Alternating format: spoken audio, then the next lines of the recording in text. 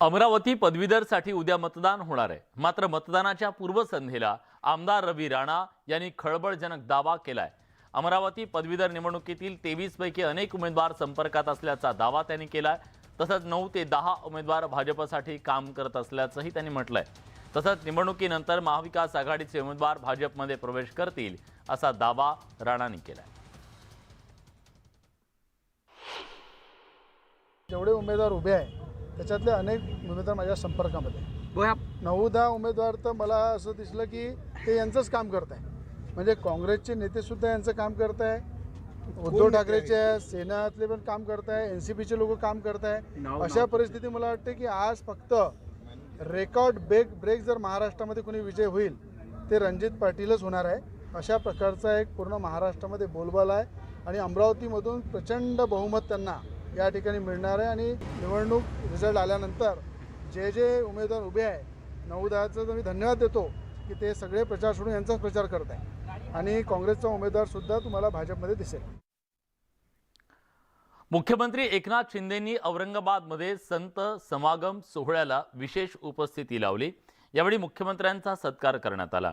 56वा सत्संग सोहळा महाराष्ट्राच्या भूमीत होत असल्याबद्दल त्यांनी आनंद व्यक्त केला। दरम्यान समाजाला सेवा देण्याची भावना आणि सेवेनं काम करणं महत्त्वाचं असल्याचं मुख्यमंत्री म्हणाले।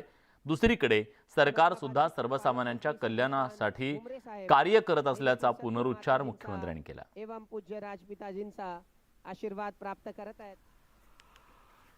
ये मिशन के सेवादार निष्काम भाव से सेवा करते हैं, कुछ मिलेगा ये भावना उनके दिल में नहीं रहती है, देने की भावना रहती है, योगदान देने का काम।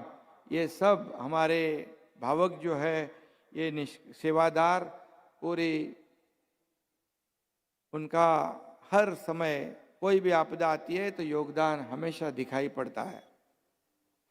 यह भी अपने आप में बड़ी बात है। और हम लोग भी ऐसे ही हमारी सरकार में लोगों के लिए जितना भी अच्छा निर्णय लेना है वो लेने की कोशिश करते हैं।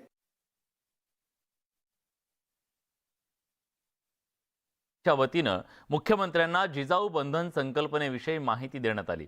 महिला आघाडीच्या वतीनं 1 लाख पुरुषांना जिजाऊ बंधन बांधून भाऊ बहिणीचा सलोखा कायम दाखवण्याची संकल्पना राबवण्यात येणार आहे।